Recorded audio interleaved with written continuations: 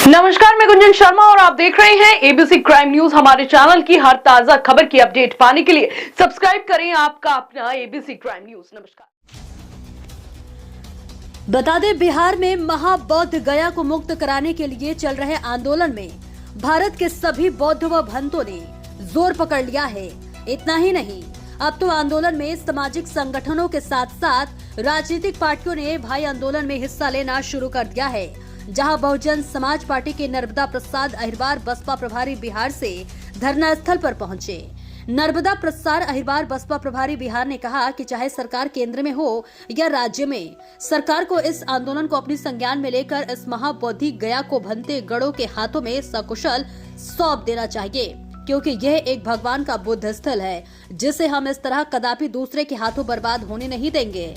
फिलहाल इस खबर को लेकर आपकी क्या राय है? अपनी राय हमारे चैनल के कमेंट बॉक्स में जरूर लिखें और चैनल को लाइव सब्सक्राइब करके वीडियो को ज्यादा से ज्यादा शेयर करें। फेरबदल बसपा में हुए हैं, लेकिन उसके बावजूद आप कीमती समय निकालकर आज बोध गया मुक्ति महाविहार जो आंदोलन चल रहा उसको अपना समर्थन देने आए हैं। क्या संदेश लाए हैं बहन जी का?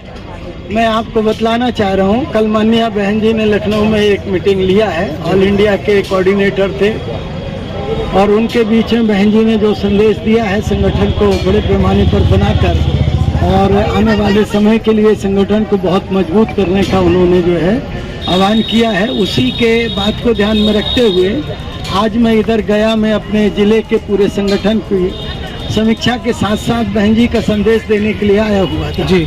उसी कड़ी में जब मुझे इधर पता चला कि हमारे भंतेगढ़ जो है महाबोधि महाविहार के मुक्ति के लिए इधर पर अमरण अनशन किए हुए हैं, तो मुझे लगा कि निश्चित रूप से मुझे जाना चाहिए और मैं आज आपके बीच में आया हुआ हूँ। आपसे पहले भी बहुत सारे बहुजन समाज पार्टी के प्रतिनिधि जा चुके हैं। नहीं, ठीक है, वो भी आ चुके हैं, लेकिन जब मैं भी हूँ तो मैंने बिल्कुल क्या इनके बीच में मुझे जाना ही चाहिए। स्वागत आपका, स्वागत। इसलिए मैं इधर पर आया हूँ। तो क्या जब धरना अभी तो 20 दिन हुए हैं और आगे धरना बढ़ेगा, क्योंकि विश्वव्यापी आंदोलन ये बनता जा रहा है और कहीं ना कहीं जो लोग यहाँ पर आ रहे हैं वो कहीं ना कहीं पार्टी के भी आप समर्थक कह सकते हैं, तो क्या आप अपील करना चाह रहे हैं देशवासियों से इसको लेकर? मैं यही देशवासियों से अपील करना चाहता हूँ कि निश्चित रूप से ये जो धरना है इसको समर्थन करना चाहिए और समर्थन के साथ साथ वो जनता के साथ साथ मैं विशेष रूप से सरकार को कहना चाहूँगा कि चाहे वो केंद्र की सरकार हो चाहे प्रदेश की सरकार हो, उसे निश्चित रूप से संज्ञान में लेकर और इनको महाबोधि महाविहार को जो है निश्चित रूप से भंतेगढ़ों के हाथों में सौंप देना चाहिए। बहन जी ने कई बार विपक्ष पर हमला बोला है, लेकिन बीटीएमसी वाले मामले में बहन जी ने पहले भी पूर्व की सरकार रही, जब भी बहुत खुलकर वो बोली, लेकिन क्या लगता है वर्तमान की सरकारें हो या इससे पूर्व की एनडीए की सरकारें हो, बीटीएमसी को मुक्त करने में क्या परहेज है उनको?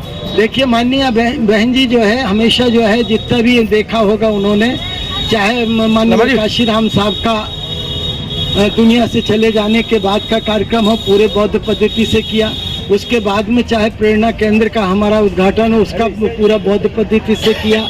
जब सारे काम माननीय बहन जी ने बौद्ध पद्धति से हर कार्य को करने का काम किया है और अपने सरकार में बहन जी ने वहाँ पर जो है एक बुद्धा पार्क भी बनाने का काम किया है। डॉक्टर अम्बेडकर सामाजिक परिवर्तन स्थल बनाकर सारे संतों गुरुओं महापुरुषों को सम्मान देने का काम किया है। बाबा साहब अम्बेडकर को तो उन्होंने महान कहना चाहिए सम्मान देने का काम किया ही है। तो इसलिए चाहे बौद्ध धर्म से संबंधित जितना भी कुछ काम है माननीय बहन जी हर कार्य बौद्ध पद्धति से ही करती हैं, तो उनके मन में निश्चित रूप से है कि ये। और बाबा मानवर काशीराम साहब से एक बार पत्रकारों ने पूछा हुआ था कि मानवर काशीराम साहब आप कैसा भारत चाहते हैं, तो मानवर काशीराम साहब ने कहा था कि मैं सम्राट अशोक का भारत चाहता हूँ। सम्राट अशोक का भारत का मतलब यह है कि मैं पूरे देश को बौद्ध में चाहता हूँ। तो सम्राट अशोक के भारत की कल्पना मानवर साहब काशीराम साहब की जी, जो बहुजन समाज पार्टी के संस्थापक है और आज उनकी शिष्या बहन कुमारी मायावती जी भी उनकी जो है पूरी तरह से बौद्ध धर्म की अनुयायी हैं और उसी के आधार पर अपनी सारी हर उसी पद्धति पर सब कुछ कार्य करती हैं। तो आपके वक्तव्य का ये आशय समझा जाए, जब कभी यहाँ से बड़ी कॉल होगी तो आदरणीय बहन जी इसमें समर्थन देने के लिए उपस्थित हो पाएंगी? माननीय बहन जी देखिए, समय अनुकूल जो उपयुक्त है मूवमेंट के लिए, आंदोलन के लिए, वही कदम उठाती हैं। इसलिए बहन जी जो भी अच्छा होगा उस कदम को उठाएं। चलिए, धन्यवाद।